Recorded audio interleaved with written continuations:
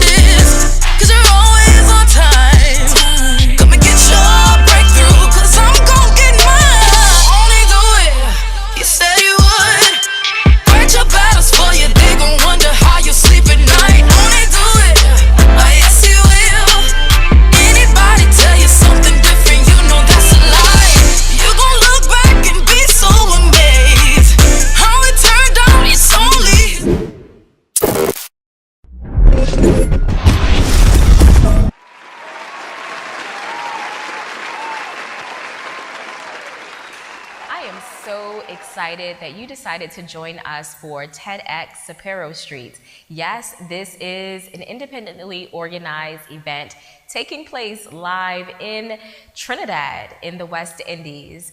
And you are here because maybe you were invited by one of our speakers, or you just happened to creep in because you got a special link.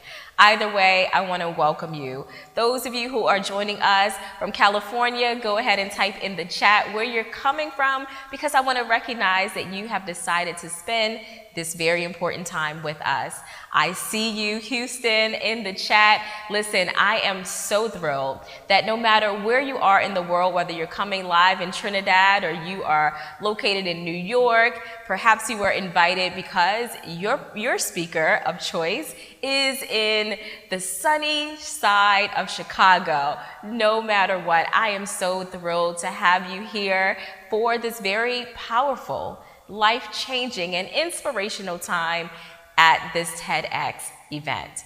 Now, you may be aware that our special theme is Beyond Statistics. So today you're going to hear from speakers from around the globe who will be sharing their perspective on rising above low expectations, limiting beliefs, and a couple of juicy other things in between. We have it covered. So sit back, go ahead and grab a snack, and be sure to come right back because we're getting started. Yes, I see you in the chat. Show your speakers some special love. Shout out their name. Tell us what you're excited about seeing and hearing, because this is a time for us to forge connections. Though you may be far, listen, we're right here and we see you, and we are so thrilled that you're a part of TEDx Cipero Street. So before I spend too much time giving the intro, listen, I want you to prepare your hearts, prepare your minds, make sure that you have your full attention, because the speakers that are coming up, I promise you, they are the best of the best. So help me to welcome our upcoming speakers. Welcome to something special. Welcome to TEDx. This TEDx event is part of a global conversation that takes place every day in every corner of the world. In schools, in theaters, in workplaces, even in prisons, people gather to hear the best ideas bubbling up in their communities. More than 3,000 TEDx events are held every year in 170 countries. It's a remarkable thing. TEDx events are self-organized under a license from TED, a non-profit organization devoted to discovering and sharing powerful ideas in the form of TED Talks. It's not TED itself, but your local TEDx team of volunteers that has done all the work to put on today's event, including booking all of the speakers. It's this team's ideas, dedication, and time that have made this possible. We really hope today's program sparks an exciting conversation. This is a day for curiosity and for skepticism, for inspiration and for action. The more you enter into it, the more you will take out. And now, on with the show.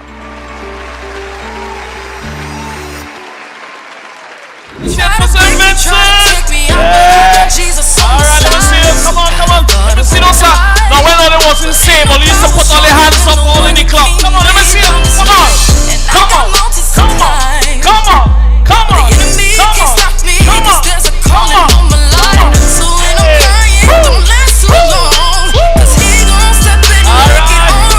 Won't he do it? Yes, you will. Fight your battles for you. They gon' wonder how you sleep at night. Won't he do it? Let me see it. Relax. Everybody say, go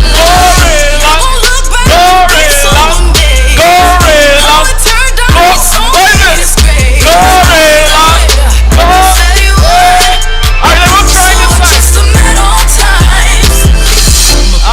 Let's clap our hands at this time as we go live. Come on, keep clapping. Hello. Good evening. Wow, I feel Like you guys are clapping for me. You may have your seats. Good evening, everyone. I am Chantel, and the hype man, my sidekick. No, I'm his sidekick. Y'all see my height. That's my husband, Emwale. Let's hear it for Emwale Henry. I am so thrilled to be here. Listen, when y'all were calling out the cities, the states, the neighborhoods, I felt like I was in all 5 of them, right? Because as you know, we are hosting the one and the only TEDx Cipero Street event here live in Trinidad and Tobago. So I know that you have come because perhaps your favorite speaker is talking tonight, or maybe you got a special invite, but no matter what, we are so thrilled that you have decided to be here with us. People from around the globe are here to hear some phenomenal speakers. You guys were in the morning session, right? How was the morning session? Our TEDx Live in the morning? Amazing. And tonight, this evening, is going to be no different. So I want you, those of you who are joining us live stream, go ahead and type in the chat right now who you came to see, right? We're going to have a little competition going on so that they can know that you are here and in the building, okay? All right, when I say TED, you say X. TED? TED? When I say made, you say for the stage. Made? Made? All right, so I see that your energy is on and popping, so I'm not going to delay it any longer. I want you to help me welcome our first speaker. Ms. Shawn Larae Brinkley is a licensed marriage and family therapist and transformational performance coach. She's committed to helping individuals, couples, and families move past their limiting beliefs. Let's welcome Ms. Shawn Larae Brinkley as she presents her talk, When the Fairy Tale Fades.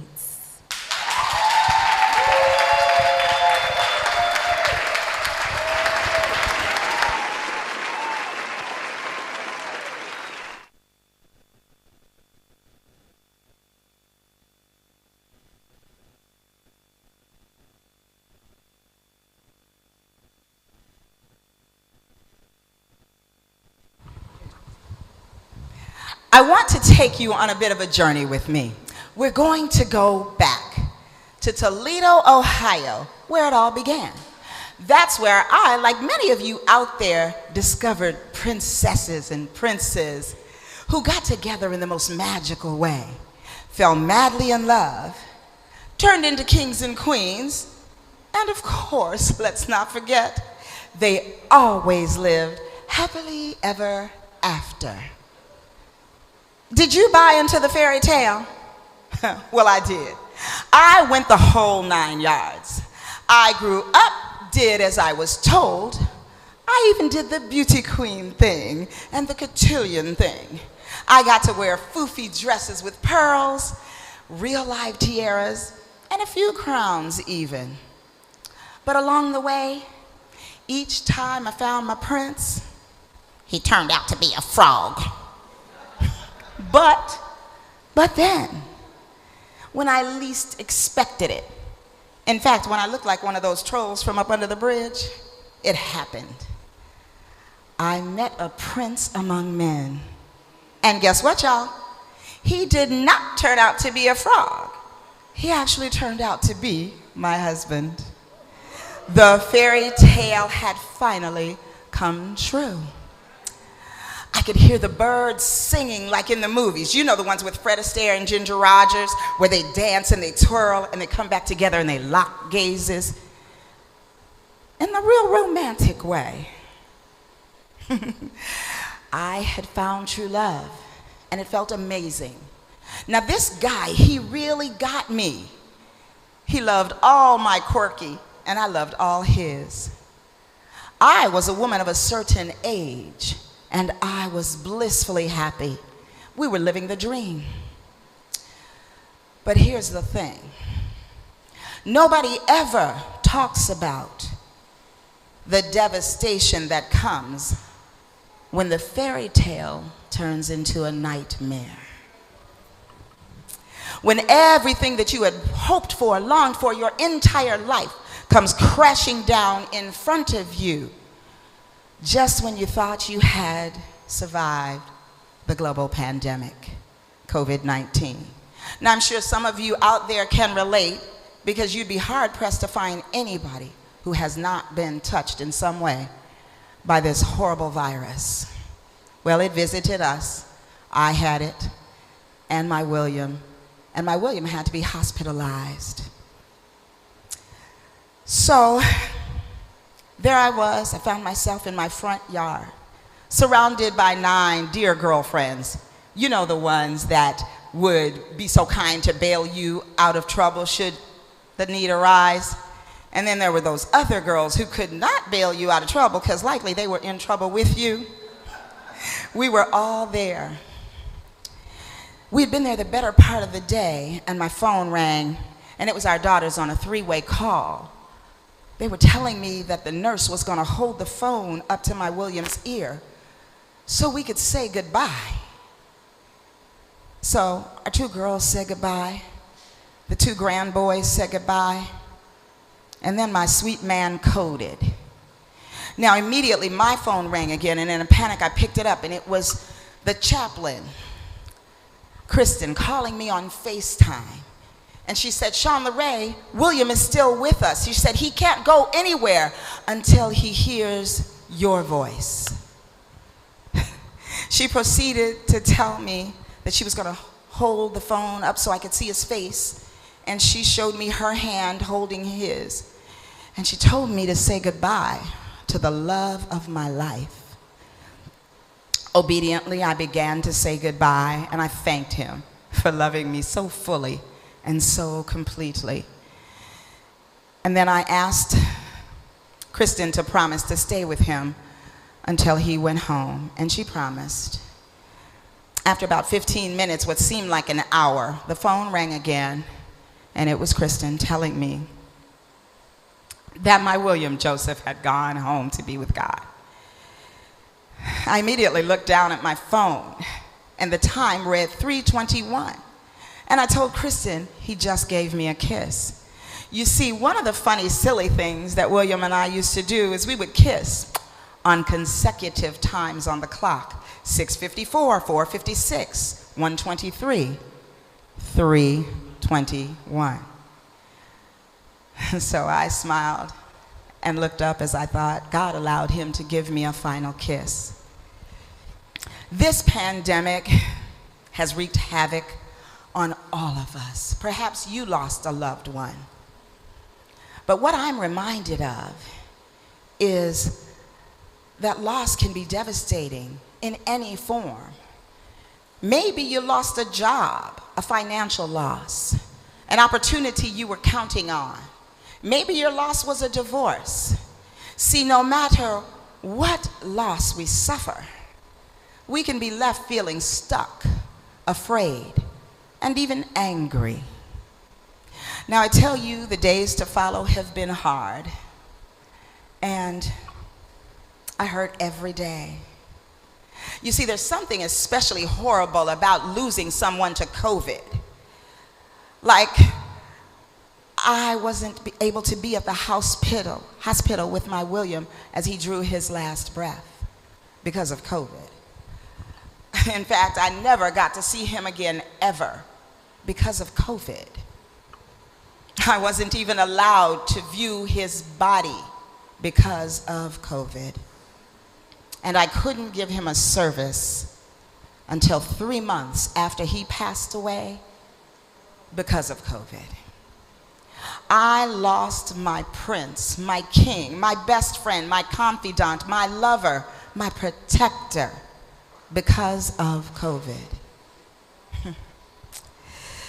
You know, there are so many things that I wanted to say that I didn't get to say. You see, what we experienced with William's loss is called complicated grief. That is when the cause of someone's death is wrapped up in an extra layer of hurt, pain, and suffering. Grief is always difficult, and in most cases, this kind of grief lingers on and can leave you with a difficult recovery. So as I began my journey into the grieving process, sometimes walking, y'all, sometimes crawling, I realized I had to make a decision. I had a choice. I could choose to focus on all the unbearable incidents that led to William's death and all the tragic moments that came from losing someone so dear to something so awful. Or I could shift my focus to the beauty that came with loving William Joseph. I had to make a chance to focus on the gratitude that comes with the gift of experiencing the love of a man who loved God first, then me, our family, and our friends. A man who every day took care of me, making me smile and belly laugh and snort from giggling from laughing so hard. A man who never met a stranger, who was famous in our neighborhood because he had these special sayings that were as memorable as he was. A man who could take a difficult situation and turn it into a good one. A man who was so witty, so brilliant, so kind, so proud, so amazing, elegant, and did I mention handsome? John Warden outlined the 4 tasks of mourning. Task 1, accept the reality of the loss. I'm not there yet.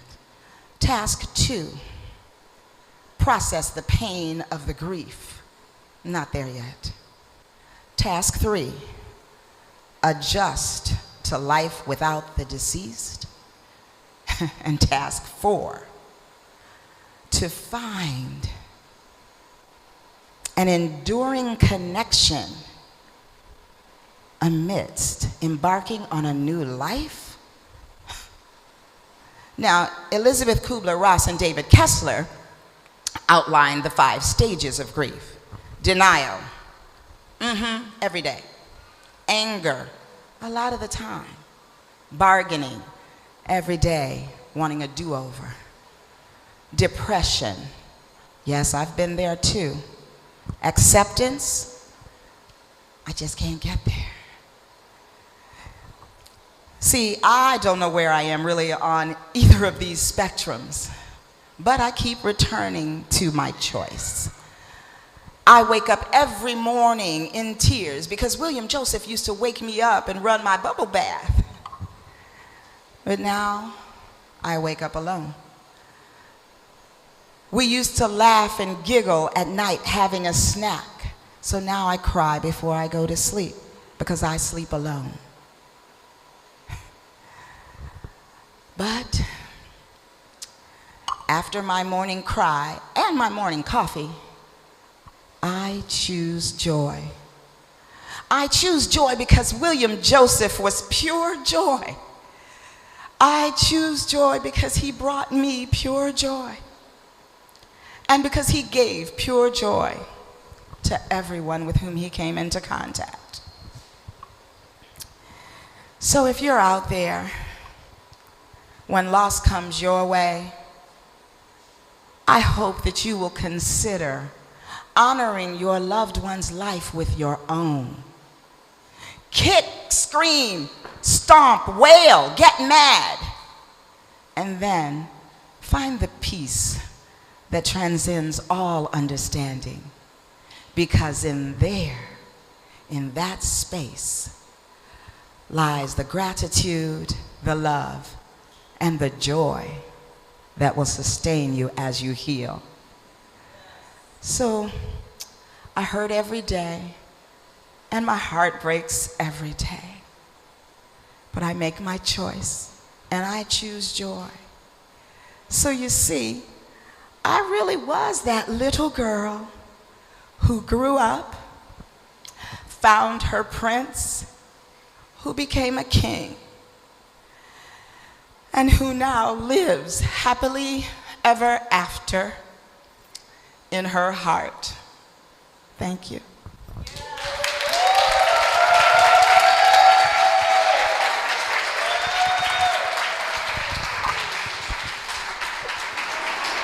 Let's hear it for Larae Brinkley. Now, it's never easy to speak, let alone speak in front of an audience. How many of you have a little tiny fear of speaking? Come on, let me see your show of hands. Now, my speakers who are talking tonight, I don't expect you to raise your hands. But when you speak, you are sharing a little part of yourself with the audience. And it takes bold courage. It takes a lot of strength to get in front of an audience. So because Larae was our first speaker and she showed that courage so well, let's hear it from Ms. Larae Brinkley one more time.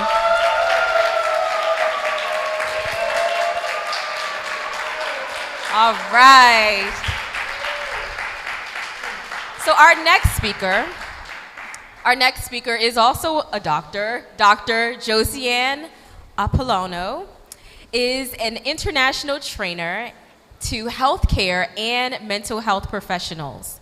She's committed to helping and supporting humanity heal one relationship at a time. Let's welcome Dr. Joseanne as she presents her talk, The Way of Love.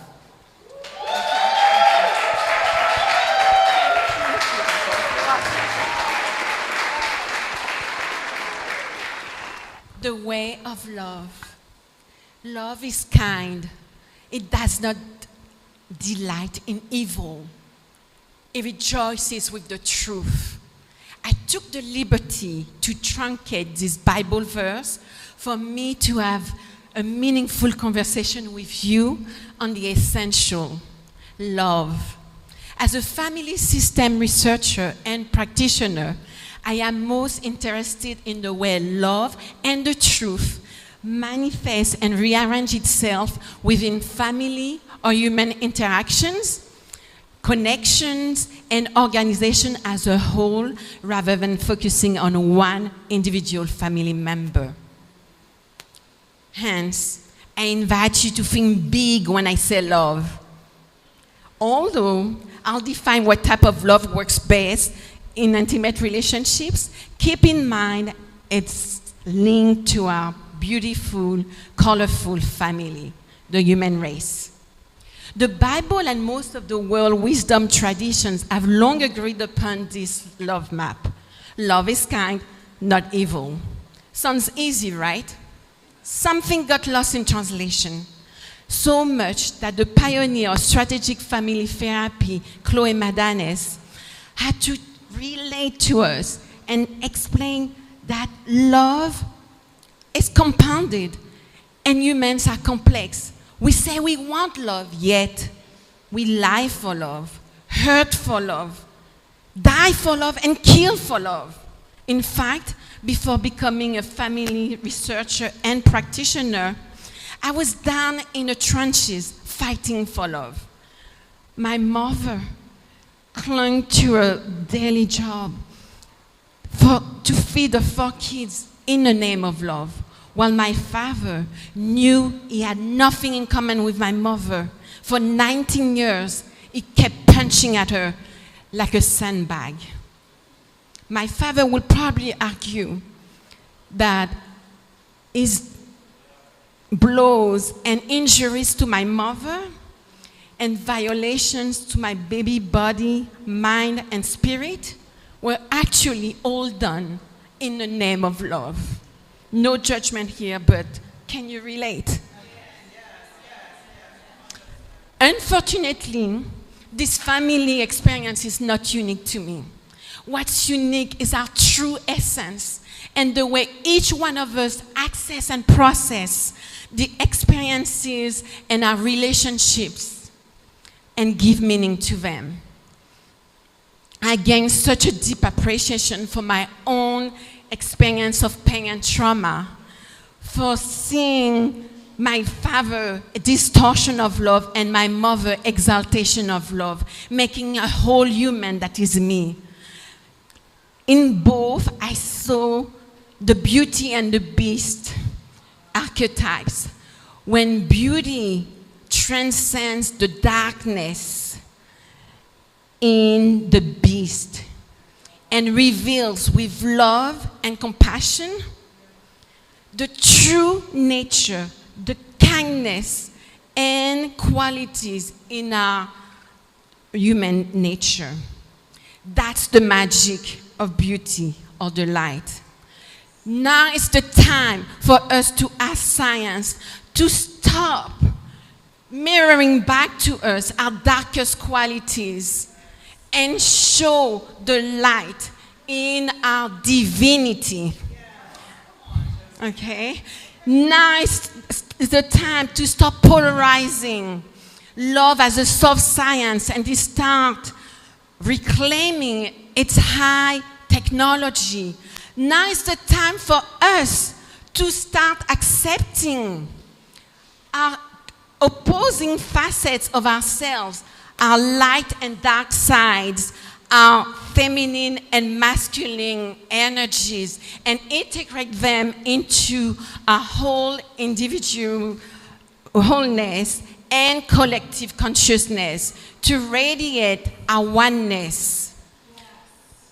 As humans, we are wired to love. We are love.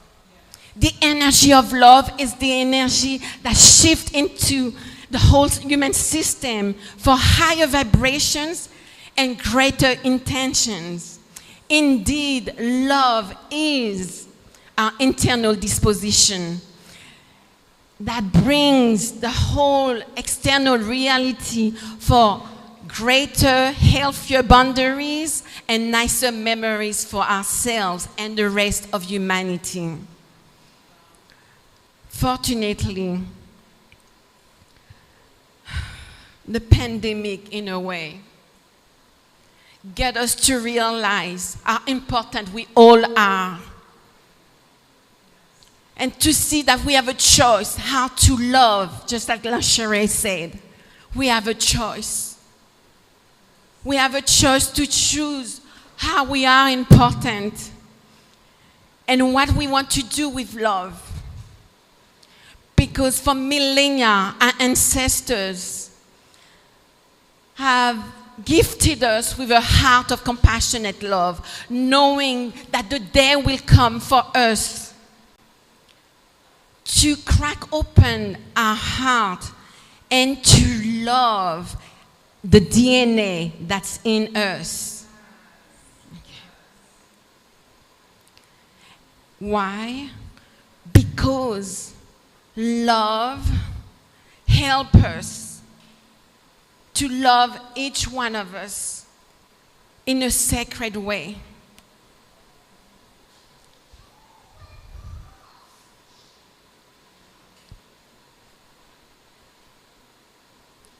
Understand that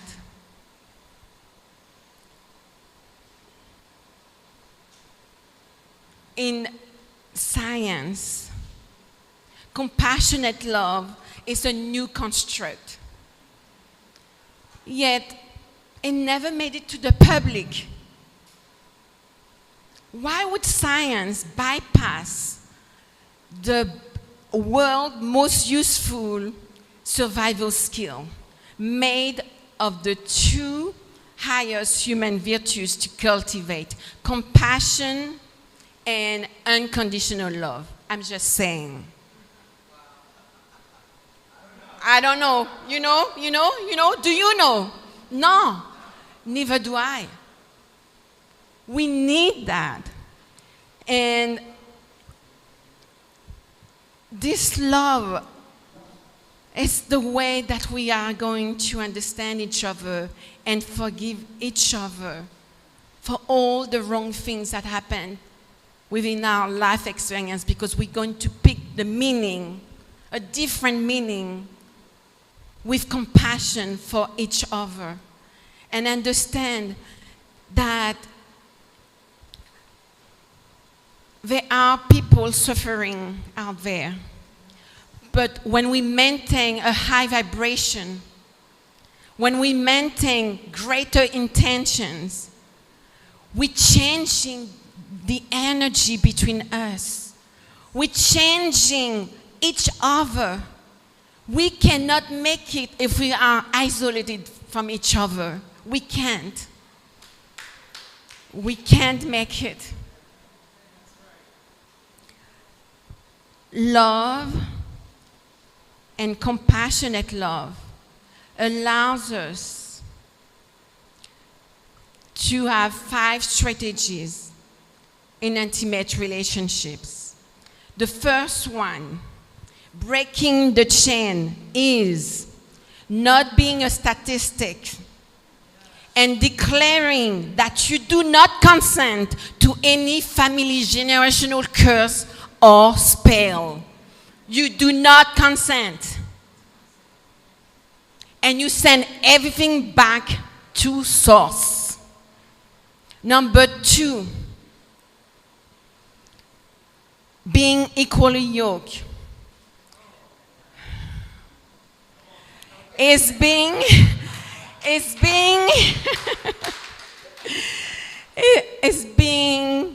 on the same wavelength with your partner, with your heart, mind, soul, and sexuality. Number 3, finding common grounds is being compatible between partners and agreeing to disagree with love and compassion and accepting the world of the other with no judgment. Number 4, loving beyond is raising your vibration, loving what is. Number 5 is loving yourself first. Yes, you can applaud to that. Loving yourself first. Without that, we can't be. The other 4 strategies wouldn't work without loving ourselves first. And that's what it takes in order for us to be. Thank you.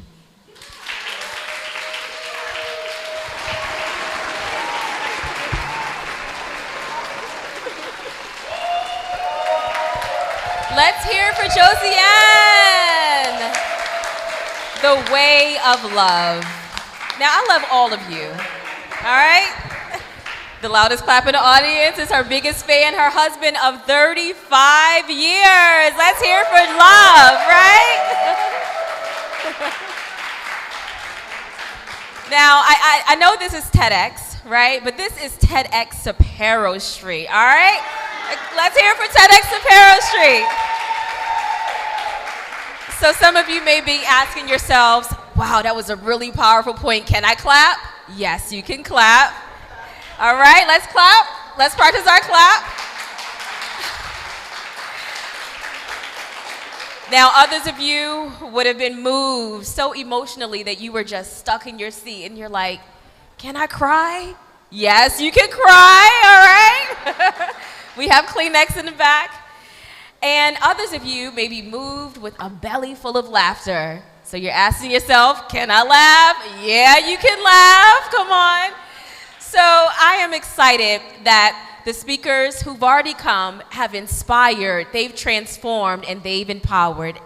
Next, we are going to have another phenomenal speaker who will be honoring the theme of this TEDx event, which is Beyond Statistics, overcoming limiting belief, self-esteem, as well as low expectations.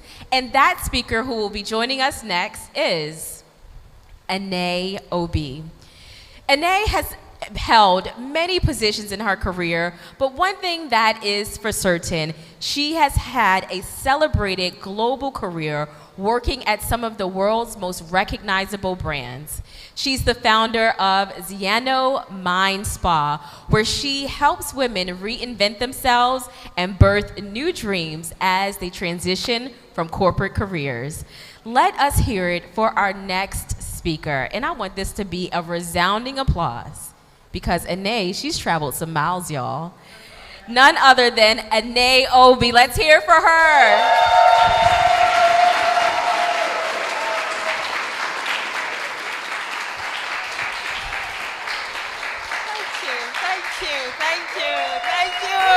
Thank you.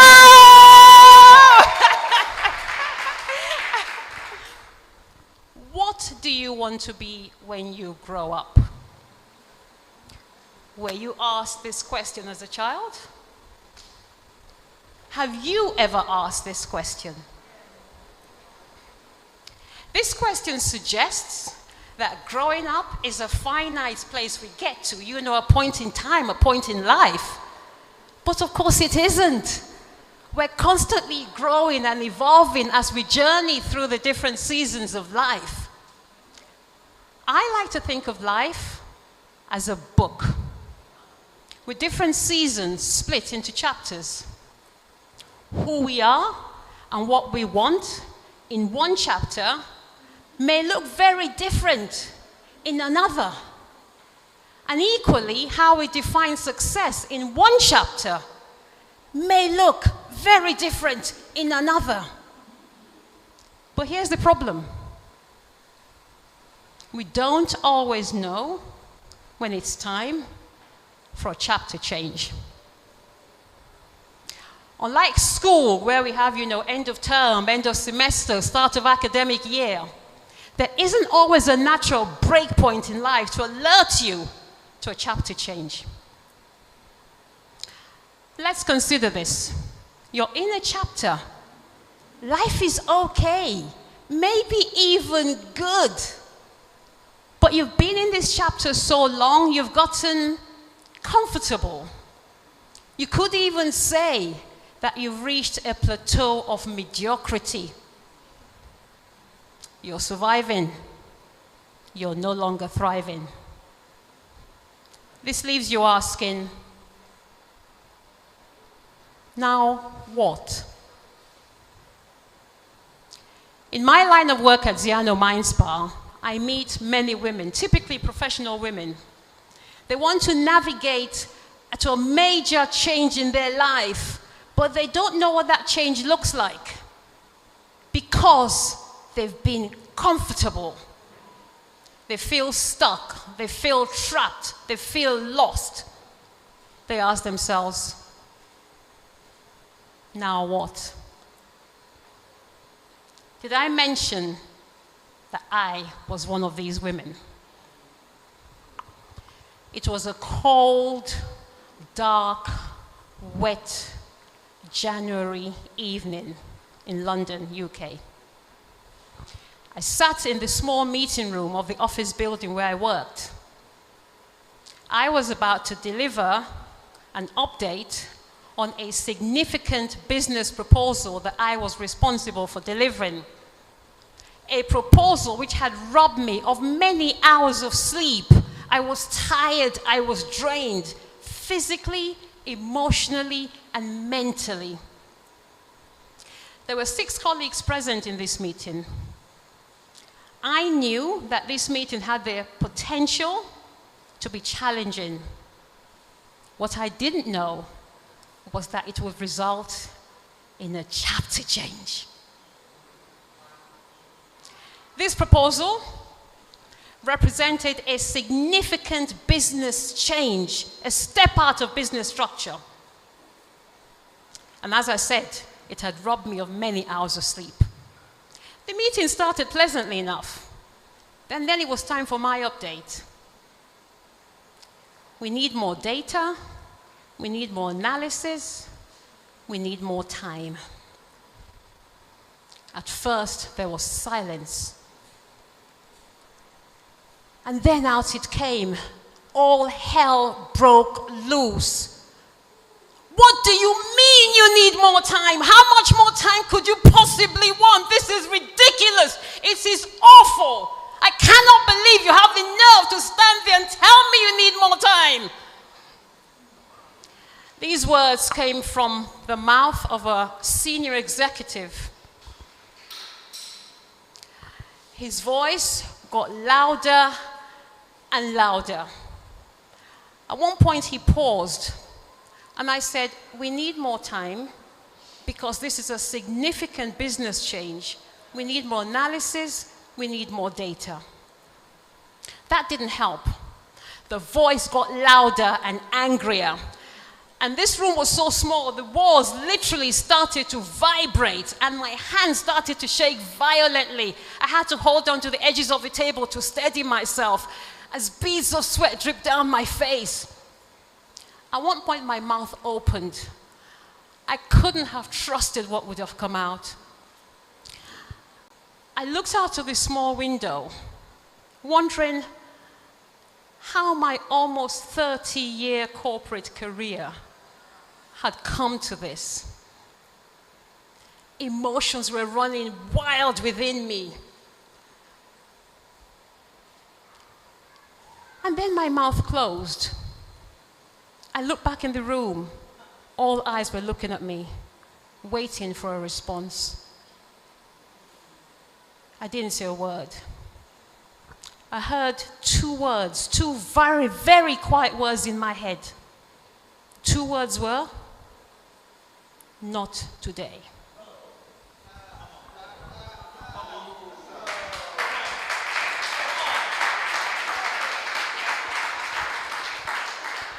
Thank you. A wise man I know said that sometimes we tiptoe through life like we're trying not to wake anyone up, when in fact it is us who are sleeping.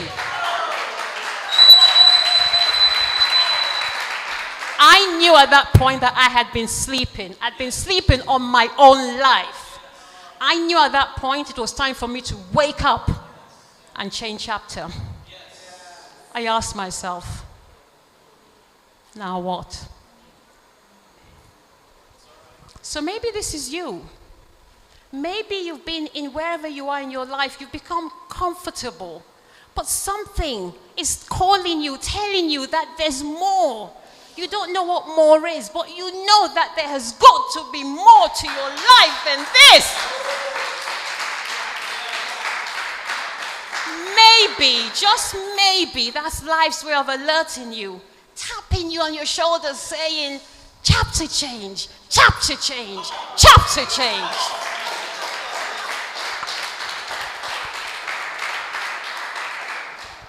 Sometimes life events can cause a chapter change, you know. Death, divorce, debt, relocation. And sometimes world events cause a chapter change. The global pandemic has resulted in what is commonly known as the big quit or the great resignation. And CBS have reported that over 20 million people in the USA alone quit their jobs in the second half of 2021. Karen Kimbrough, the chief economist of LinkedIn, said that the pandemic has caused people a moment of reflection to think, what do I want? What makes my heart sing? And if not now, then when?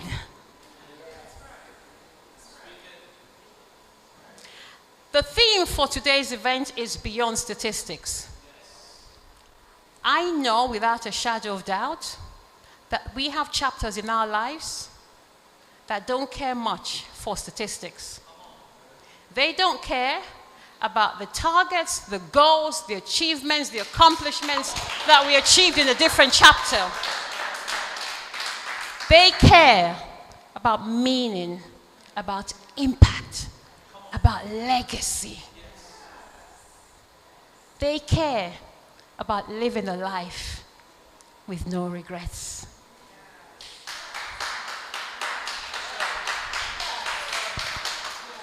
But you may say to me, all right, and then you know what, that's all well and good, but where do I find the stuff I put into this next chapter?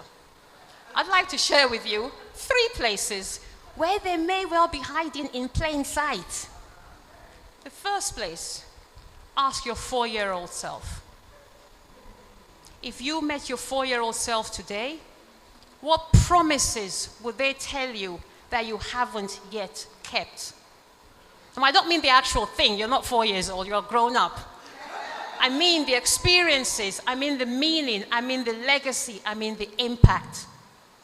The second place, ask your deathbed self, if today were your last day on earth, what regrets would you have? Bronnie Ware, a nurse who looked after patients who were dying, did a piece of research on her patients. She asked them what their top regrets were. The number one was, I wish I had the courage to live a life that was true to myself, and not one that was expected of me by others.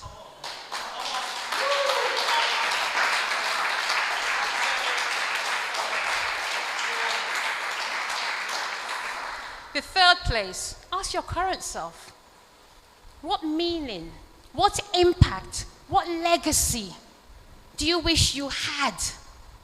Bring all those experiences. Get hold of the most magical pen you can find, the most beautiful paper, and start writing this next chapter. The beauty of this next chapter is that you get to hold the pen that writes it. It's your story. It's your chapter. Take control of it. If you knew that you were the author of the story that runs your life, what story would you write? Thank you.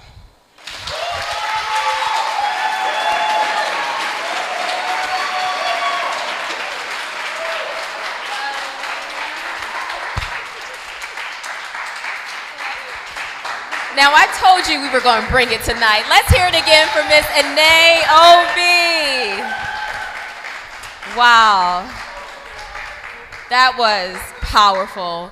Now, you all may be hearing and seeing the diversity of faces and the diversity of accents. Did you know that our speakers tonight have traveled over 16,000 miles and over 30 hours just to be in this building tonight? Let's hear it for them again.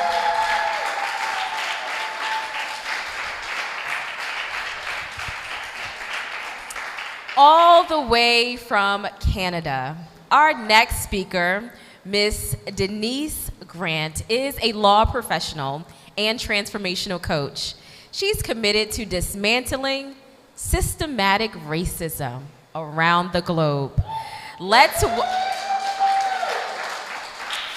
welcome Miss Denise Grant as she presents her talk, A Personal Reflection on the Impact of Racism.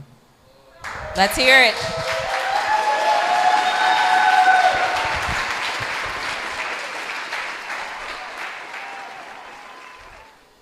One evening, I left the office with a colleague, a white lawyer I worked with previously. We were on the sidewalk headed toward the train station. No words were exchanged. She walked ahead of me. Usually, I'm a fast walker, but on this occasion, I found myself walking at a slower pace than usual. I was trying to stay behind her. You see, I recalled the times she did not use my name in her communication, and the times she seemed to have denied my presence. I didn't want to make eye contact, and I certainly did not want to have a conversation. My legs felt trapped in a slow pattern of movement. I saw others walking past us. The slow pace became uncomfortable for me, and that seemed to have snapped me out of it. I began to challenge those initial thoughts. What are you doing? Why are you so afraid to pass her? I could find no valid reason to justify my slow pace. I made a decision. I held my shoulders back, put my chin up, picked up my pace, and I walked past her.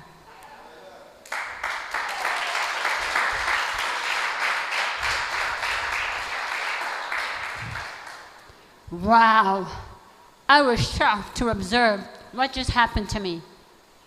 That was my first realization of how racial discriminatory treatment crept into my mental space without me even realizing it. Did you know that if you have experienced years of discrimination, you still carry each of those encounters in your mind, in your memory, and in your emotions? They might have become your focus. They're the basis for the decisions you make and how you view yourself.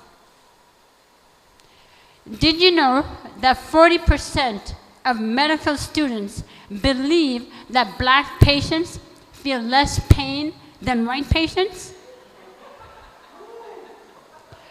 Out of 1,000 indigenous infants, 484 are affected with respiratory infections compared to 27% of white infants. Among black males 20 years of age and older, 68.1% are least likely to participate in the labor force. If you fall into any of these categories, you can relate to what I'm saying. As government workers, we handle the welfare of the people. As healthcare professionals, we solve some of life's most complex challenges.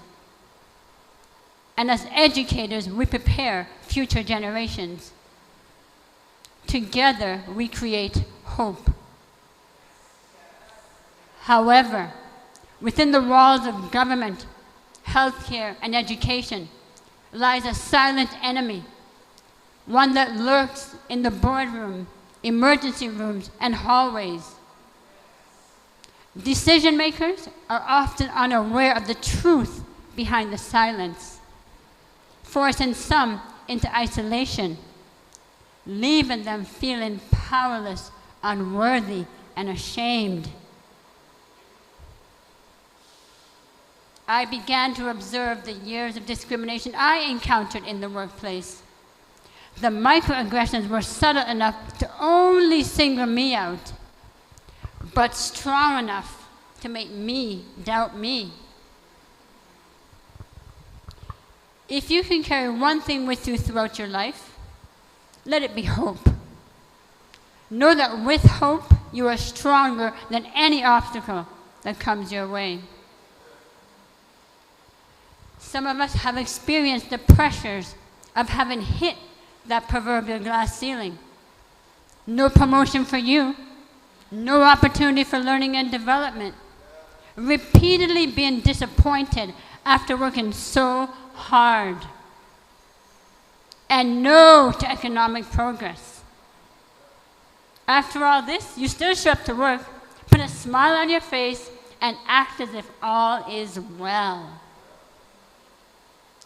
People of color are overrepresented in low entry-level positions and underrepresented in senior and executive roles.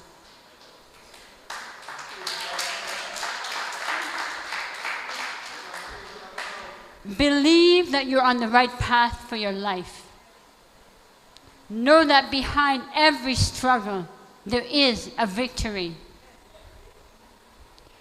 We sometimes look for a logical reason,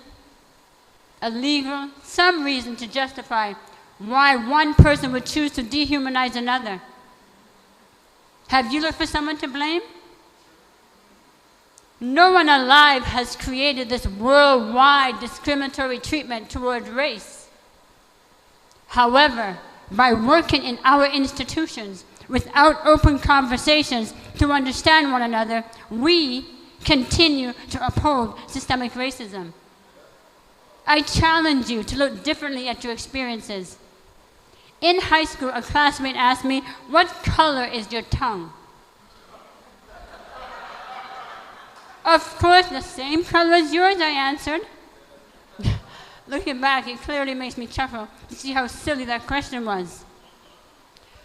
To turn the tide of history, you and I must see our experiences through a different lens.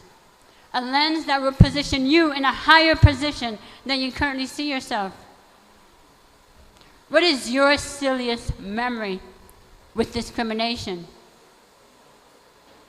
Are we ready to have open, courageous conversations about discrimination, both with the leadership responsible for the upkeep of racist behavior and those oppressed under it? Some organizations have acknowledged and even apologized for the presence of discrimination. Leaders have the opportunity to create a space to confront microaggression at the moment. Imagine a workplace where leaders created a learning space for all workers to speak out from the earliest signs of being subjected to discrimination. How much closer would we be to dismantling systemic racism? Change is closer than we think.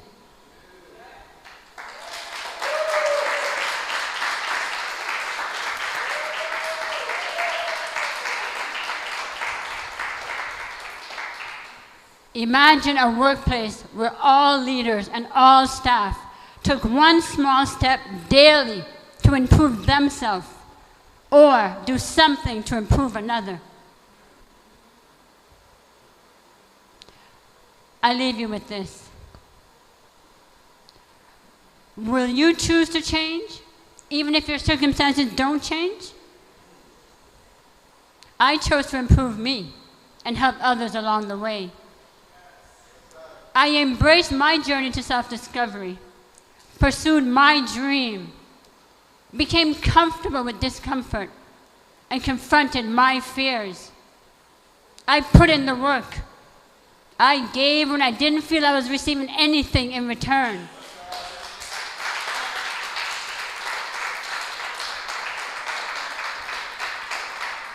I improved myself, took my power back, accomplished my dream. I am now on the other side of racism.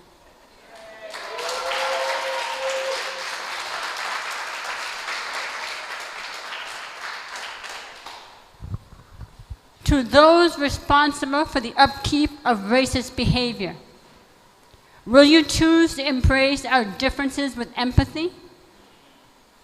And to those carrying the burdens of discrimination, what is your silliest memory with racism?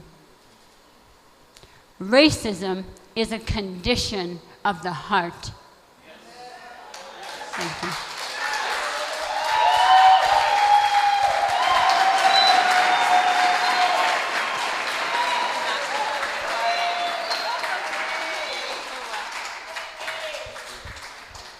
Keep the applause going, y'all. Listen. I told you that you all tonight for TEDx Cipero Street, listen, you are going to be blessed by the best. Let's hear it again for Miss Denise Grant. See, you know, some of you may think because of the fancy dresses and the beautiful smiles that these women just woke up and they were great. Yeah, that's partly true, but they also had training. They spent over 7 hours of intensive training done by myself as well as with the support of Emwale with our Made for the Stage TEDx program. So, ladies, I can't wait to talk to you after because I can just see how far you've come. So let's celebrate them for investing in their craft. And they are truly made for the TEDx stage. So our next speaker may sound a little familiar to most of you. Others of you, his accent may be very foreign. However, we got a son of the soil here, y'all, tonight. And it is, yeah, let's hear it for the son of the soil. Come on, come on. It is my pleasure and my privilege to welcome our next speaker, Mr. Ronaco Williams, who is passionate about innovation, creativity, and adding value. Let us hear it for Mr. Ronaco Williams as he presents his talk, Finding Connection in a Disconnected World.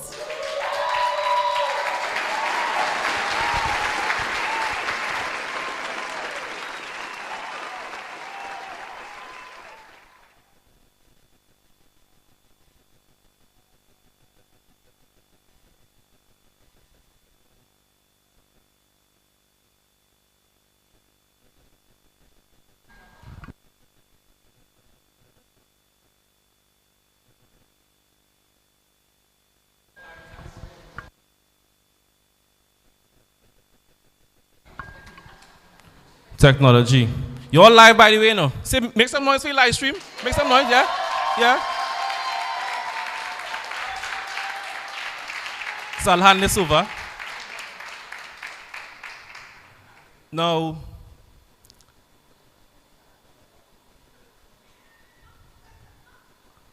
let me come on for this safely. Nice.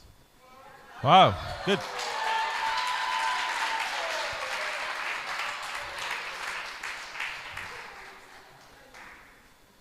How many of you all have ever been to a virtual event, a funeral, a wedding?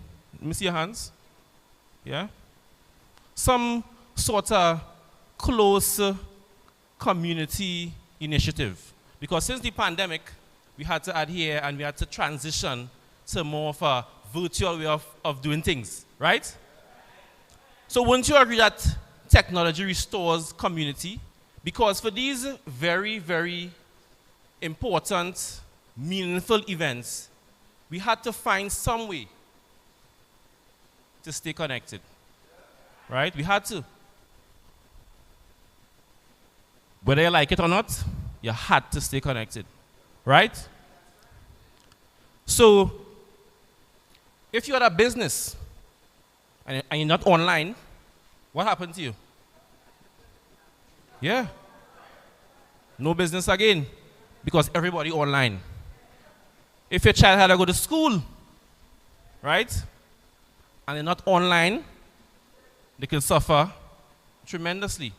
So it's important for us to understand the importance of staying connected, being connected, especially in a disconnected world. But let's look at one thing, for instance. We have so many things to keep us connected, right? Name something. We have what? Facebook, we have WhatsApp, all these technology. Snapchat, right? Now, when we had this pandemic was announced and we had to, take all these precautions and we can't travel, we can't gather, all these things. How many of you all were like, oh gosh, now me and this technology thing now, I can't deal with that Facebook thing and that Zoom thing, all that to be in a room. How many of you were like that? How many of us were reluctant to learn about it? But where are you now? My mom, she's in the audience. All right? And sometimes I see her on Facebook, I'm like, oh gosh, you're on Facebook again. But I could attest to you that the power of technology, right? Now she is 30, but she looks young, right? But, right? But she was able to effortlessly adapt, right? And it's unfortunate though that some people, for whatever the reason, they're just unwilling to, to take advantage of what technology has to offer, right? And the sad thing is that there are communities in Trinidad and Tobago where people don't have access to things like electricity. So automatically, you have no access to what technology has to offer, right? I remember a young lady, she grew up for her entire life until she was a teenager. She had no running water, she had no lights, she had no access to technology, right? And because, I think when she turned 18 years old, was the first time she started to work. And she was able to afford herself with those luxuries. And by being able to access technology, buy her first laptop, right? Get internet, and start a work, just experiment, she was able to develop a personal manual on tiling, right? She's a female, right? A step-by-step guide showing how to lay tiles. You don't have to measure anything. She has everything laid out over there, all the steps, everything. And that's the power of taking advantage of technology.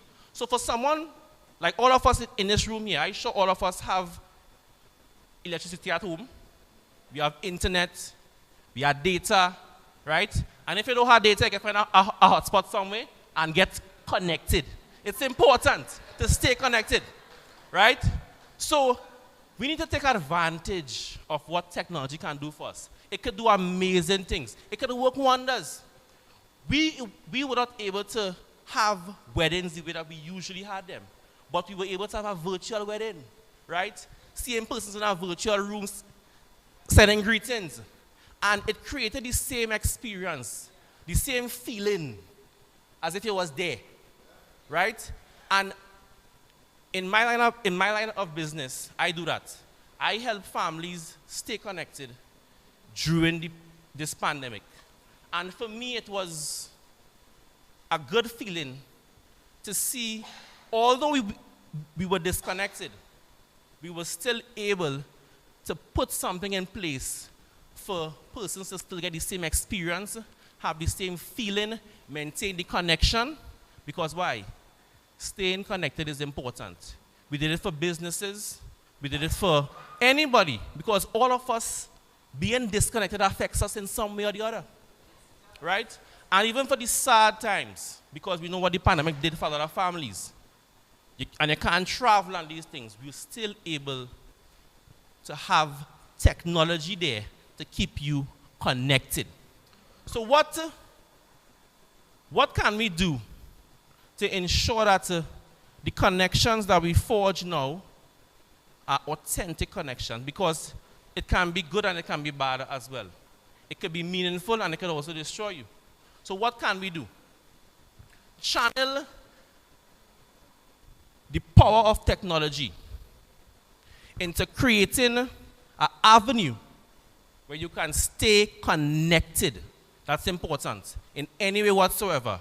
So when we are disconnected again, we can have that there as a tool that's going to have us connected. It's going to have us first in line to be able to access what we would have once been accustomed to. The physical sense, right? So we're here now and we can see it virtually. Like this TED Talk here, we hear virtual. Those on the live stream seeing us here, the power of technology, right? And this overall, this whole phenomenon of technology where some of us take for granted, we don't want to learn things, we don't want to expand our knowledge. You could have something in you that by just accessing it or being open to what it has to offer can create something to change the world. Yeah? I can attest to that. I am always being creative, always being innovative, thinking outside the box and using that power to help propel and push forward ways and means that technology can help change the world. Thank you.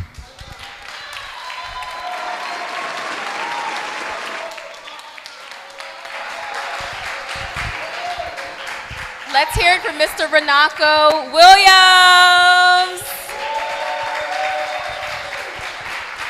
Finding connection in a disconnected world. Yes. Because we've all been recipients of this pandemic, unfortunately. For others of us, it visited and left. Some of us, it stayed a little longer than we would have liked. But no matter what, it is what we do with what we've been dealt with that really counts. And so in that same vein of persevering no matter what, I am so thrilled to welcome our next speaker, Miss Cherie Hughes. She's a proud native of Washington, D.C. Let me say proud now. She's an author, a speaker, and a trainer that is passionate about helping others find ways to connect and become the best version of themselves. Let us hear it from Misha Rehuge.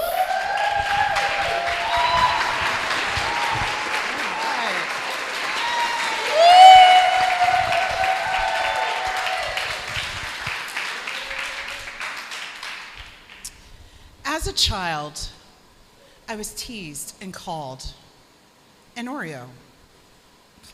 You know, like that famous cookie, chocolate on the outside and creamy filling in the middle. Now, to be called an Oreo meant that I speak too proper, I dress too weird, and I dance too white. In other words, I was not living up to the cultural expectations of my race. But just who gets to decide what that means? Now, have you ever been teased or called a name? Y'all too beautiful. I'm not sure y'all know what I'm talking about. But if you've ever been teased or called a name because you're different, how did that make you feel? Yeah, I felt the same way. That is until I made a decision. I decided that since I was already different, I would make a different decision. I decided to travel and live abroad.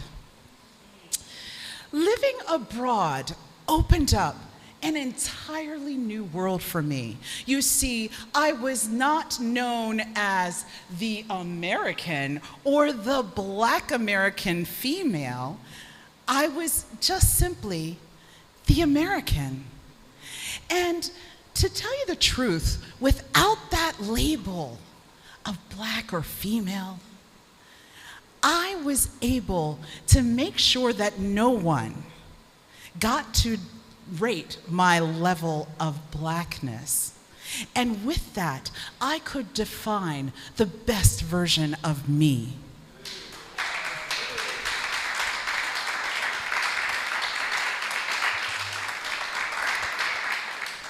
American, female, or American Black and female.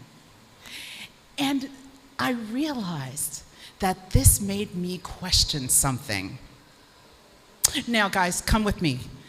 What if my earlier tormentors were right? What if I really was an Oreo? So, with a dash of courage, self-discovery, and examination, I decided to tap into my inner Oreo. And this is what I found out.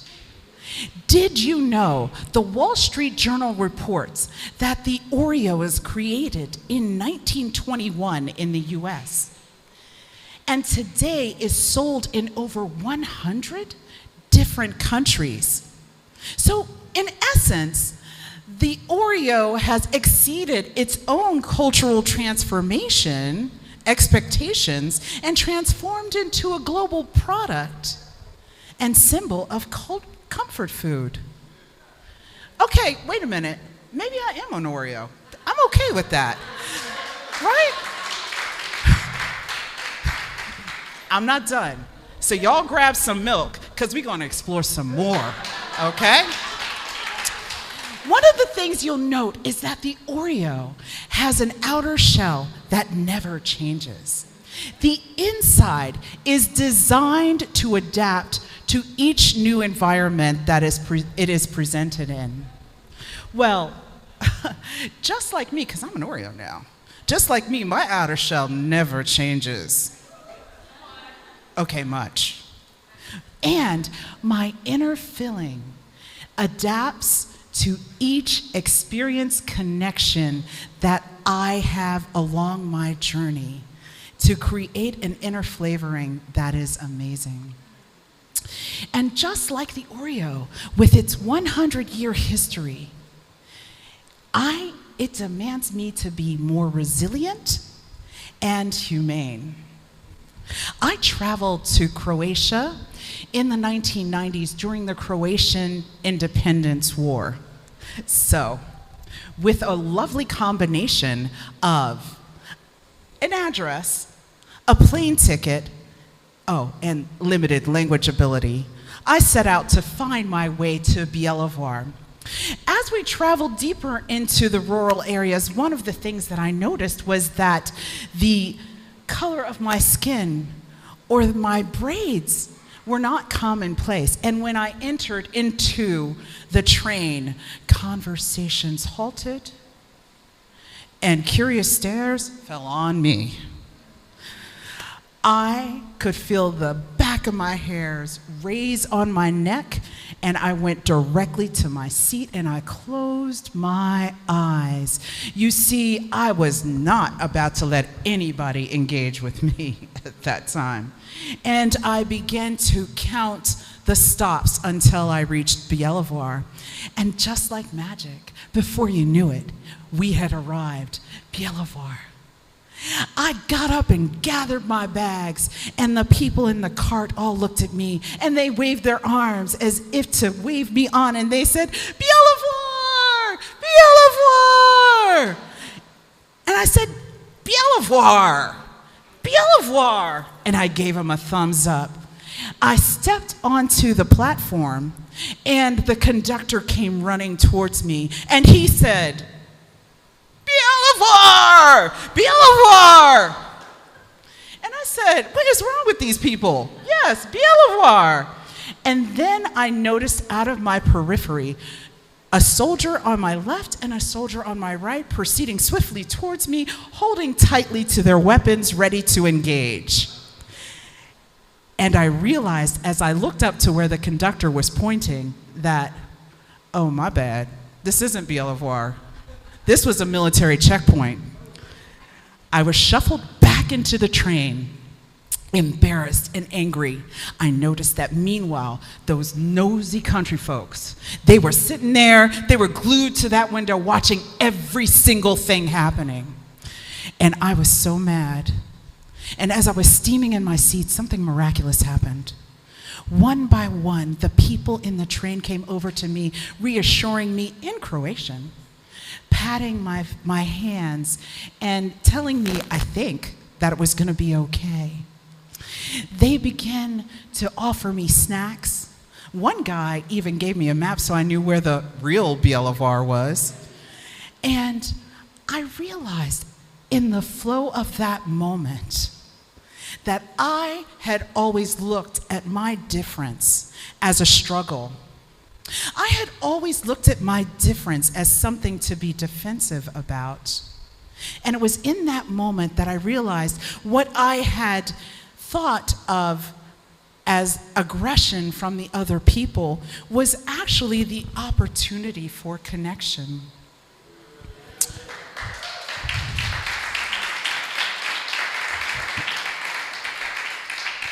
You see, our differences give us the opportunity to live our life to the fullest, but in the way that God intended us to be.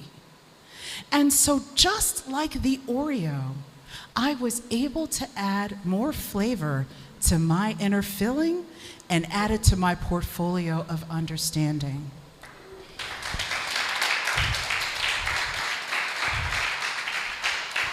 Now, how do you react when you're the only man, woman, black, white person in the room? Do you find yourself getting defensive just like I did? You see, Mark Twain stated that travel is fatal to prejudice, bigotry, and narrow-mindedness. It is well documented that travel expands the mind and enhances the experience. In the US today, 44% of the population own passports. in comparison to our friends in Great Britain who own 75% of them own passports, and our Canadian neighbors at 60%. Today we find ourselves battling a cultural war of mega proportions.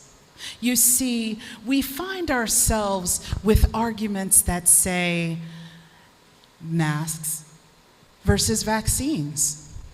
We find ourselves saying, if I bend a knee to protest injustice, how does that label me as bad? Or if I disrupt a democratic process, how does that label me as patriotic? And our chasms grow wider. But you know there's hope, right, guys? Yeah. There's always hope, and it begins with each and every one of us. So the first thing we have to do is to make sure that we are authentically ourselves. That means honor and accept yourself no matter where you are and what you're doing. Understand that being different does not require us to be defensive. So don't you shut your eyes to a world ready to engage and grow you. And then finally, okay, this is my favorite. Add more flavor to your inner filling. Be brave. Make new connections. Because you see, when we bridge this cultural divide, we can live beyond our own cultural expectations. What that means is that we can honor each and every one of our unique packaging that makes us divine and phenomenal. Thank you so much.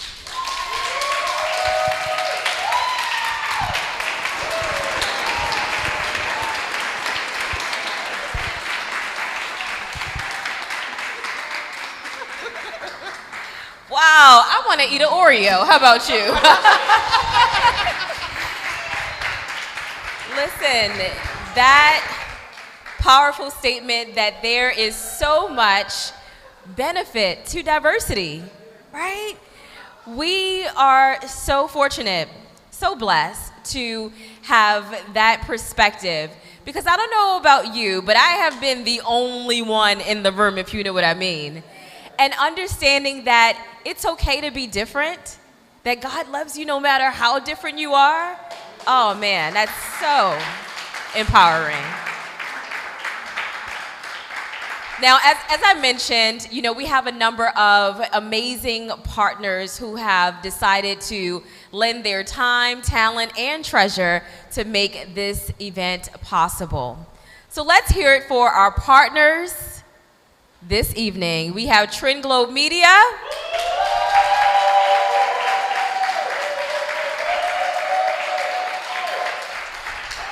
Tringlobe Media provided the production. So those of you who are on our live stream, you gotta thank them. Go to their Facebook page, go to their Instagram, and give them a shout out, because it's because of their talent, their treasure, that they were able to broadcast this live and record it for each of our guests tonight. Let's hear it one more time for Tringlobe Media.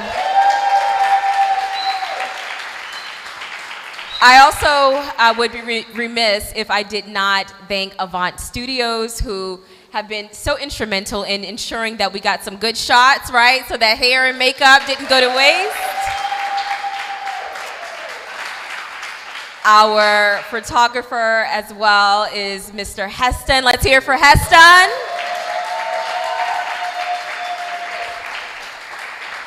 I would also like to thank our event planner, Ms. Kristen Young. She could not be here today. She has another event. She's so booked and busy, okay? But her organization, KMY Events, helped to facilitate this entire experience. Morning and evening session, all right? So let's hear it from Ms. Kristen Young. Now, Of course, I'm a little biased, right? But there's a company called the Best Sellers Academy. And the Best Sellers Academy, we are passionate about helping men and women around the globe share their story. Our mission is to ensure that every great story gets told, and yours is one of them. So thank you so much to my partner, Emwale, let's hear from Mwale.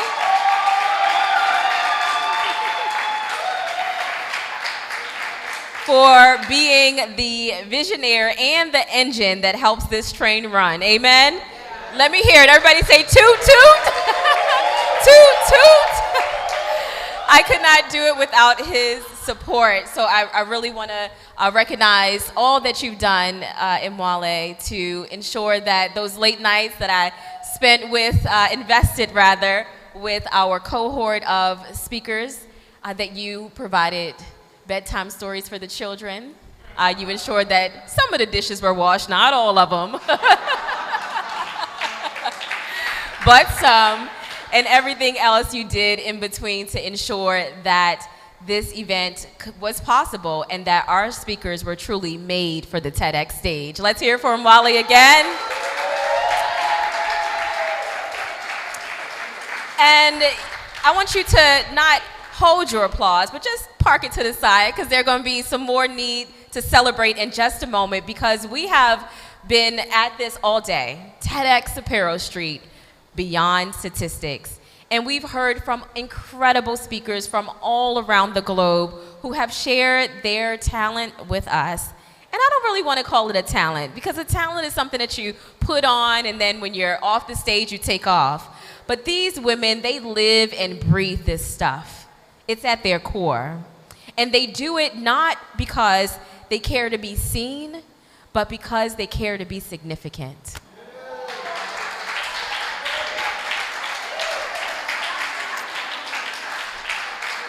And I know we have individuals from all around the age spectrum, right? But this is for my young folks in particular.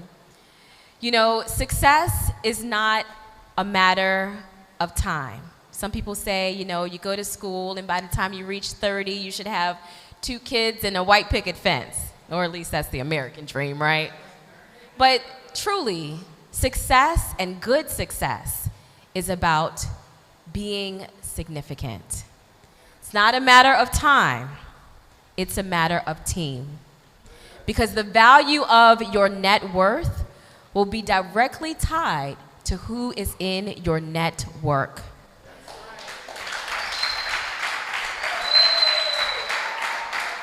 So surround yourselves with people who care. Surround yourselves with people who dare to be different.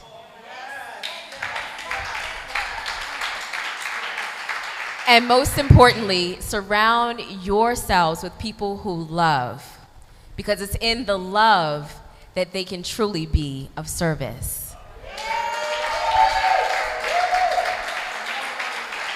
And that leads me to the introduction of our final speaker for the night. Somebody say, "Aww." I know it's been so good. I don't want to go home. That's why we're closing out with one of my favorite speakers. And I can say that, y'all, because he got to take me home tonight. And that is none other than Mr. Emwale Henry.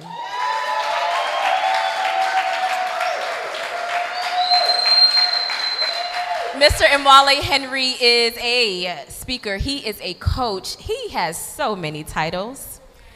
But the one title that I like to call him is my husband. Mr. Emwale Henry is committed to ensure that great stories get told all around the globe. So as the founder of a publishing company, he has dedicated his life to giving others a platform to show and share their gifts. Tonight, he will be speaking on the topic, Grace Over Grind, how to make success easy. Let us hear for our final speaker for this evening, Emwale Henry.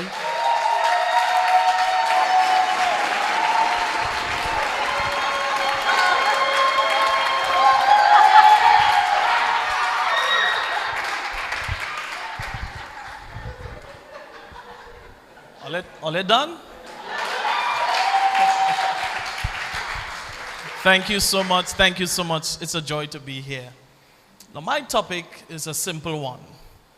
And it's a topic that I want to challenge you squarely on. Grace over grind. Unlocking the success code. Now, as a child growing up, I always heard my mother say, Father, have your own. Mother, have your own. Blessed are the child that find their own.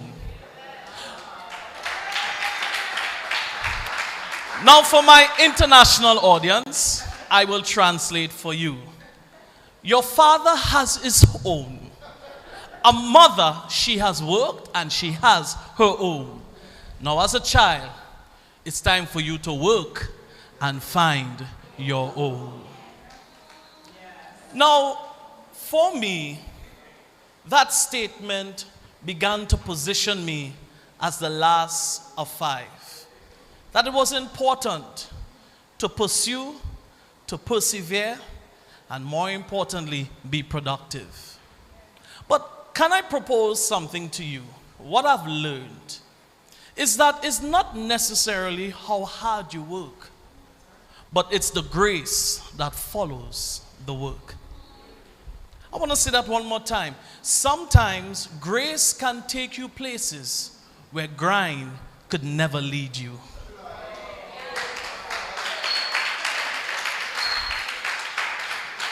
I want to leave with you 3 keys that has guided me to understand that where work has its place, where diligence has its home, where hard work has its haven, but with equal proportion or sometimes in greater measure, grace will always win the race.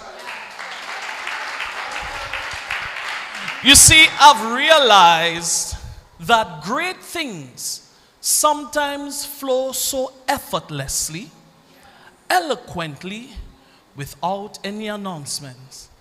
And it still has its scientific mystery. For instance, the sun is glorious, a powerful star that burns, but never announces itself.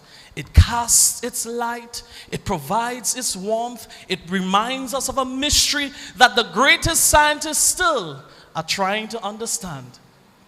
Yet the sun moves so gracefully.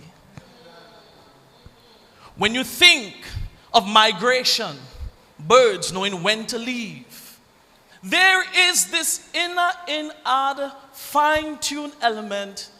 Biologists calls it instincts. Psychologists calls it a sense of knowing. Physicists calls it intelligent design. I call it a still, soft voice that guides you to your purpose.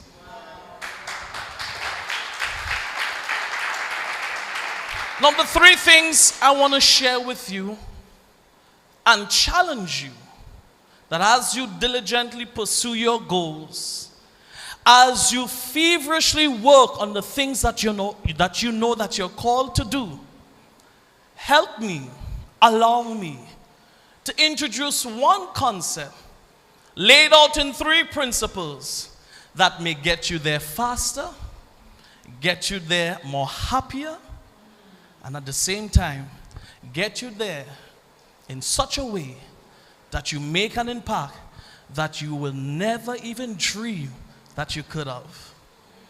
Now, number 1, expectation. You see, I want to say to you, stop setting goals, but set expectations. Now, for me, I've learned that expectation is the living space for the impossible. You see, in 2008, I was a student. And I remember that summer, everyone went away and they were going back to their homes. And I was in my dorm doing what most students do very, very late in the semester, checking your school email. Now, I hardly check my school email. And I remember sitting there, looking at my emails, thousands of unread emails, and I saw this email that said scholarship to go to Canada. All expense paid. And I was excited. When I opened up the email, the deadline was 2 weeks ago. And right there, I said I was too late. But a still small voice said to me, apply. And as that word washed over my soul, I felt high expectation. I applied. And by the Monday, I got a phone call, ID withheld. Now, some of you here, you know if somebody looking for you, you're owing money or something, you'll be like, I'm not answering that number. No, thankfully I wasn't owing anybody money, right? So I answered. And I heard this strange voice. And the voice said to me, hi, good day. Is this Mr. Henry? Now, right there, usually some of us will say, who's calling? Am I right? Yes.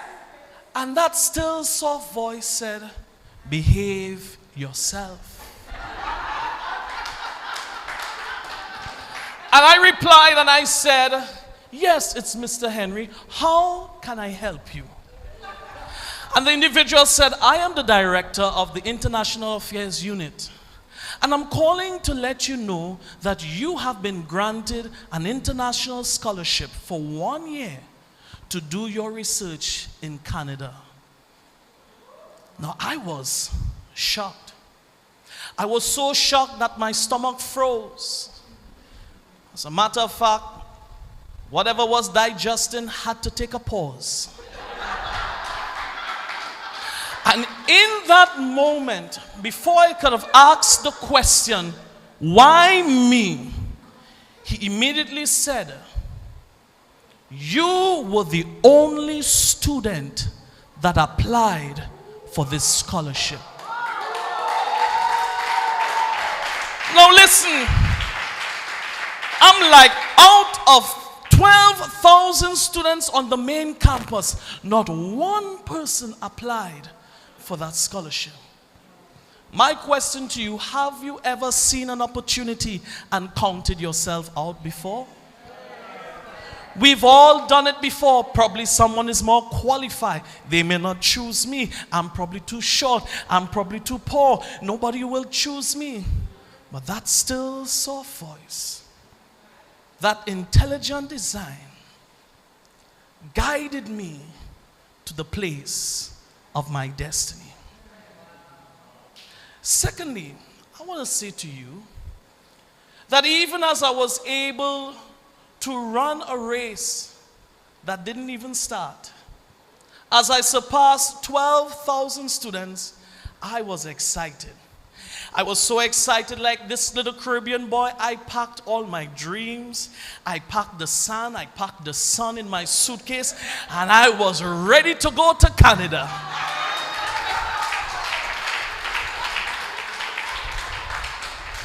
But let me say this to you. Great things don't always go as you've planned. Now, when I got the call, I was excited. At that time, I was working as a compensation consultant. I was studying on campus, and I was working. And I had to decide to resign from my job to take up this scholarship. Now, as I'm taking up this scholarship, it's me moving from the Heights. Some people may know me as the protocol officer to the Prime Minister. Others may know me as an advisor in different areas, writing cabinet notes to the Prime Minister, organizing international events for Barack Obama and the Queen of England. But now, I'm about to become student. Now that's a risk. It's a new way of learning. So I'm writing my budget, line by line, because I'm no longer employed. But what was about to meet me was of great mystery, that this second key, grace over grind, this key formula to success, I had to employ. I resigned from my job. I gave it to my boss and I said, "Ayo Pancho, I'm out of here." And they were excited for me, knowing that I'm about to go to a place that I've never been before. But after I resigned, 2 weeks after, I called in Canada at the university considering the scholarship. And they said to me that the public service presently is on strike. And it is a government scholarship which has to go through public servants' approvals. So we do not know when the money would be released. Now you could imagine this half student, because I'm no longer a student. You know what it is sometimes to feel like you're half pregnant? You're carrying something, but it hasn't even made form. And in that place, I began to doubt and question myself. Did this still soft voice lead me the right way? But in that moment, in that conversation, I heard that voice again, said to me, "Go forward." I hung up the phone after hearing that news, and I booked my ticket to Canada. I shook while I clicked enter. But as I booked the ticket, I heard a still voice say, "Do you remember that business conference your friend's been telling you about?" I said, "Yes." "Go to that conference." And I started to argue with myself. I'm not even a student. I don't have money.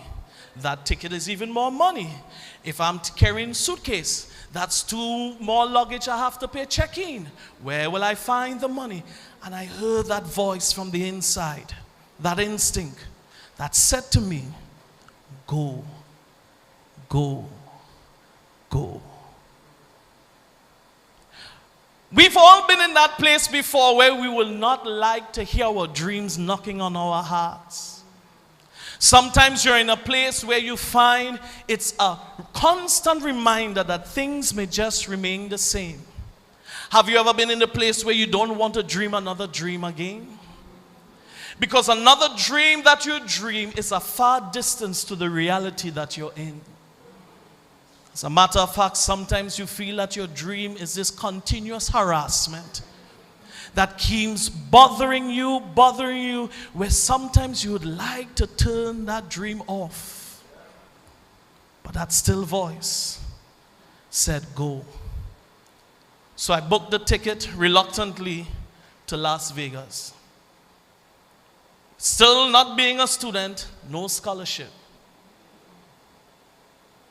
And as I stood there, a call came from the administrator. And they said to me, "We have some more bad news for you. You may have to join us in the next semester the following year." And I said nothing. I was silent. Because if I had opened my mouth, I would have walked myself out of my dream and probably even convinced myself by agreeing with her and say, "I understand." Sometimes you just need to.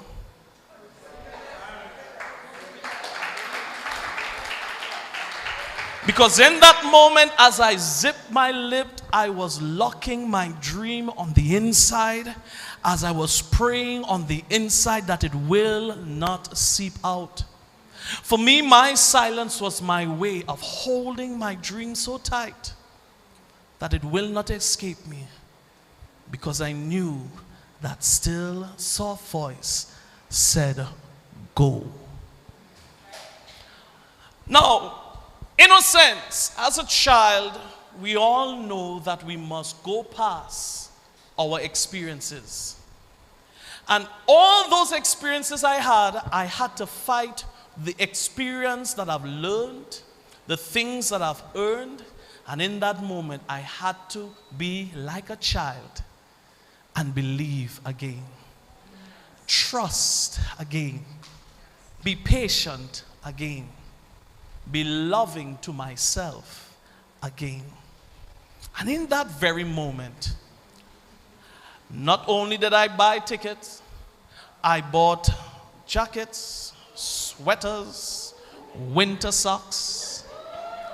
Then I called the dorm room, and when I called the dorm, they said they had the worst flood in 30 years. Students were being held and communities were being held in the dormitory as an emergency shelter. And they said they don't know if I'll have a place to stay.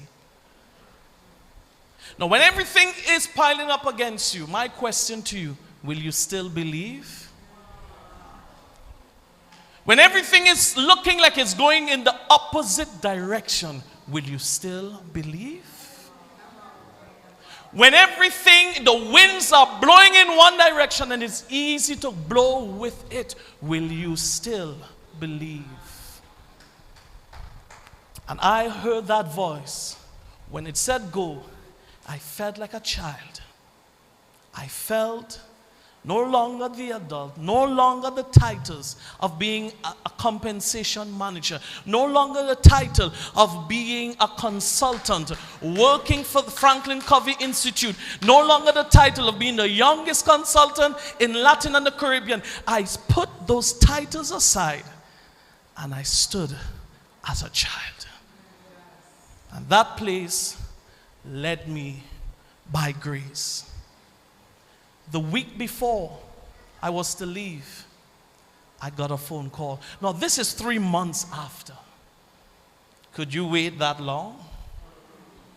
3 months after my phone rang and the administrator called and said, Mr. Henry, we have good news for you. The scholarship has been approved, but I know it's too late because the semester starts in a week, and I know you'll have to make preparations, and I know you'll have to do this, I know you'll have to do that. So we'll pick it up next. Before she said next year, I said, I am ready.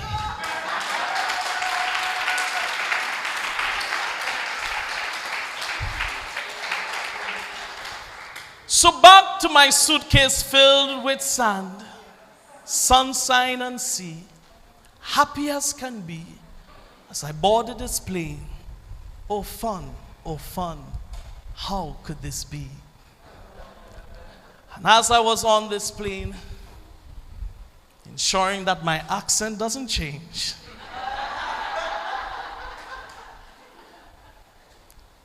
I remember going to that conference in Las Vegas. A 72-hour conference, 20,000 people. It was packed from wall to wall. Nations from across the world, like Rapunzel's golden hair, wrapped around columns and columns and columns to the doors. And I saw my friend from a distance. After sleeping late in the hotel, we had persons who were sitting waiting to go in before the doors opened. So I said, my friends are there. I'll meet them in time. My spot is saved. And from a distance, I saw my friend talking to someone that I will call a mystery. I lied from a distance, and I asked myself the question, who is that girl?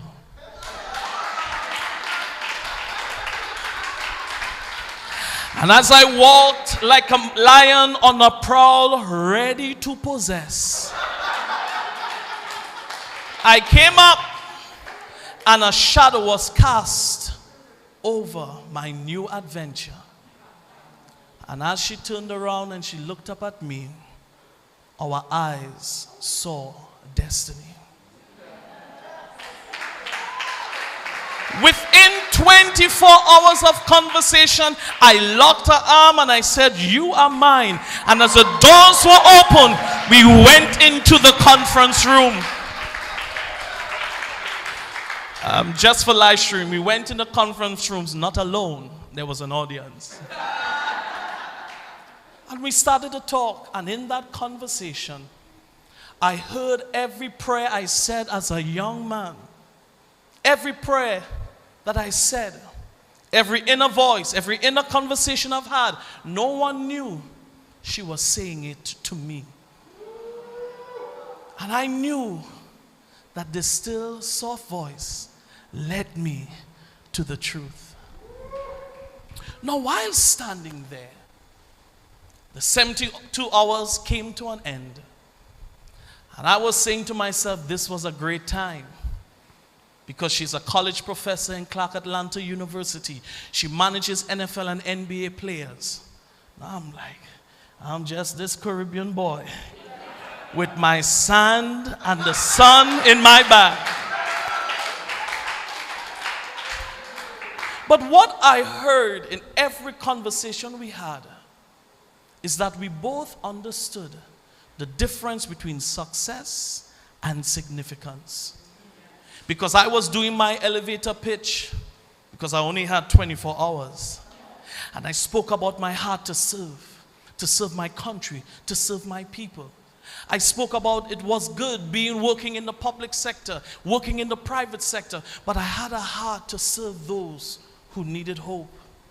And that discussion touched her heart in such a way that I couldn't imagine that while I was standing before we were heading to the airport with my son and my sand in my bag, and I said to myself, this dream is too good to be true. What would a woman want to do with a simple guy like me? And before I could have finished that sentence, she read my mind and she turned to me and she said, I will follow you wherever you go.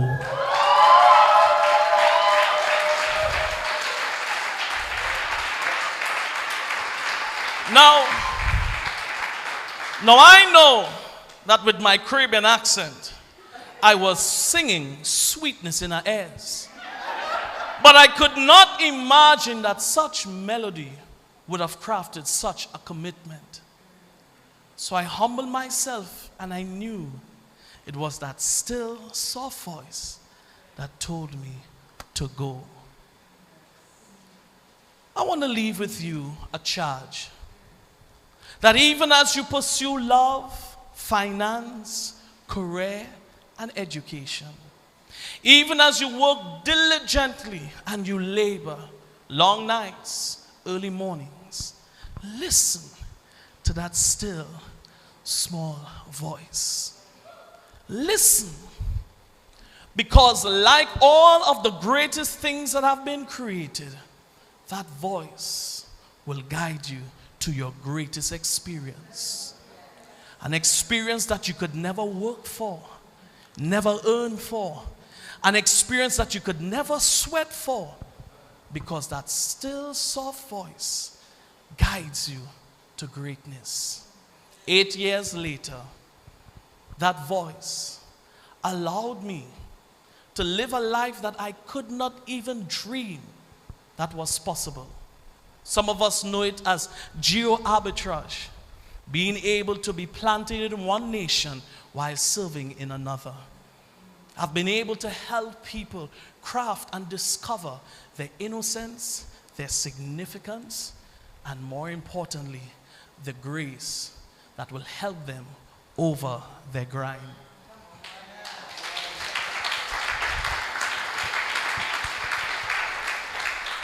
So I say to you, stop doubting yourself and start daring yourself. I dare you to love again. I dare you to try again. I dare you to trust and believe again. I dare you to take your titles to the side and begin to start again. Because when you choose to move with grace over grind, when you choose to separate yourself from the troubled talk and the discount dialect that says, I am not worth it, when you choose over the hardship mentality and choose grace, you will discover a life that you could never think, dream, or imagine. I invite you I inspire you. I've just come around with my sand in my bag and the sun in my heart to disrupt you and choose grace over grind.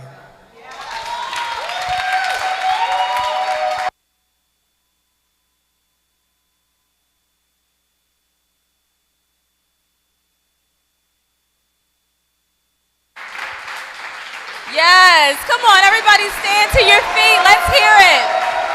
Let us hear it for Emwale. Yes, keep it coming, keep it coming, keep it coming. Wow. What a charge to each of us. To continue to persevere no matter what. Stop setting goals, but set expectations. And I can attest to exactly what he said. Everything was facts. Who am I? Just a simple girl from Baltimore who fell in love with the guy, simple guy from Trinidad. His first time in America, by the way, and my first time in Vegas. And as destiny would have it, here we are, 8 years later. And it has been beyond statistics, okay?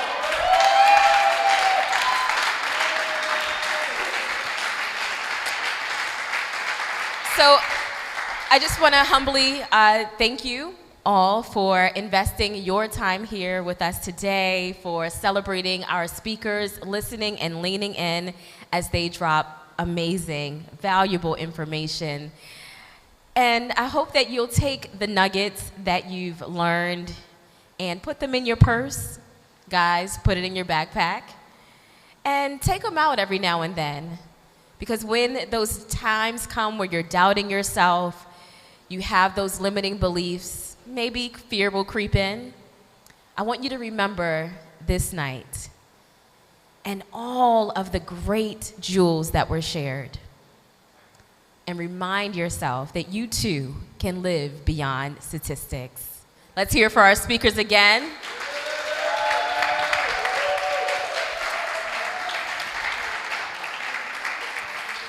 And finally, I want to give a special shout out to those who have made this event possible. Again, our partners, also our personal support team, right? Because you may see Mwale and myself, but you have no idea the village that's behind us. So at this time, I want to call all the volunteers. Yes. Our park attendants, those who gave speaker support, everyone who came, did the packages. Come in the front. Come on, guys. I want you to clap them. Clap. Come on, everyone. Come on, guys. You can do better than that. Those who organize the treats. Come on, guys. Come this way. Face the audience. Come on down. Come on, guys. Come on, you can do better than that. Come on.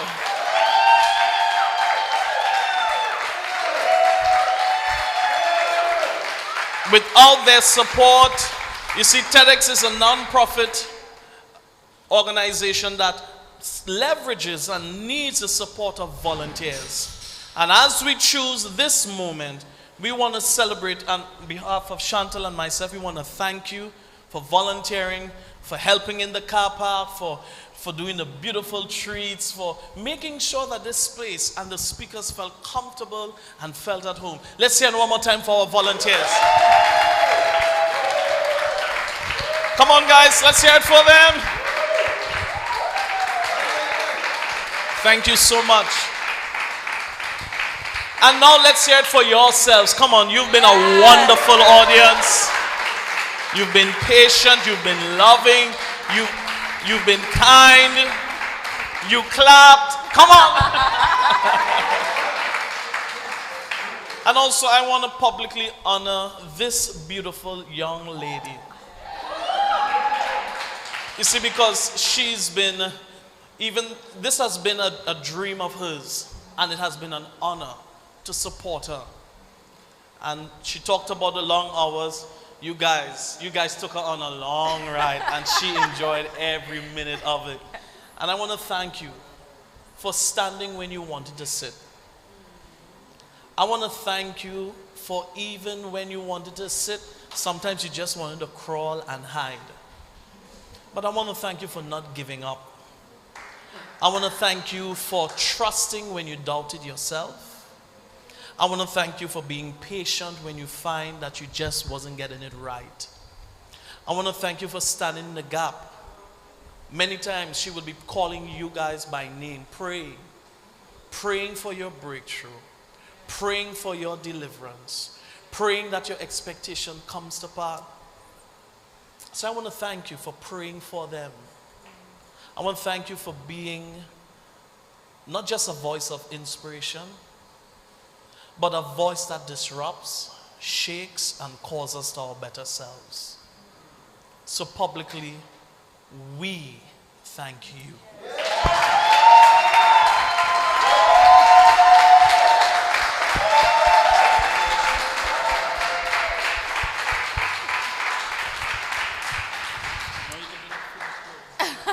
Well, I don't have much to say after that. Thank you so much. And some of you may recognize my two assistants. You can get Princeton and Genesis. My two assistants, Princeton, Zakar Henry. Princeton and Genesis, come on, clap them as they and come. Genesis.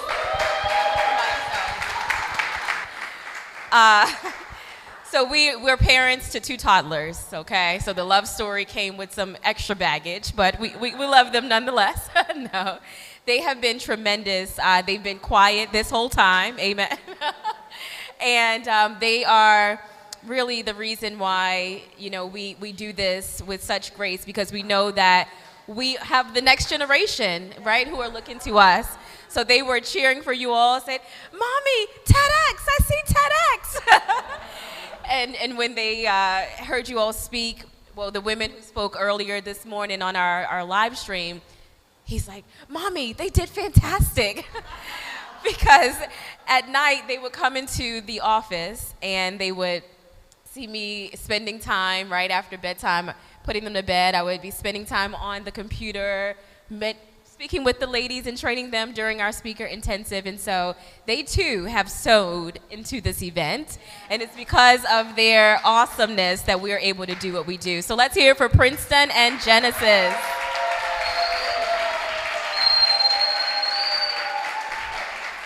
Well, have a wonderful night, everyone. Thanks again for taking the time to be inspired by this event. I wish you all much success and good night.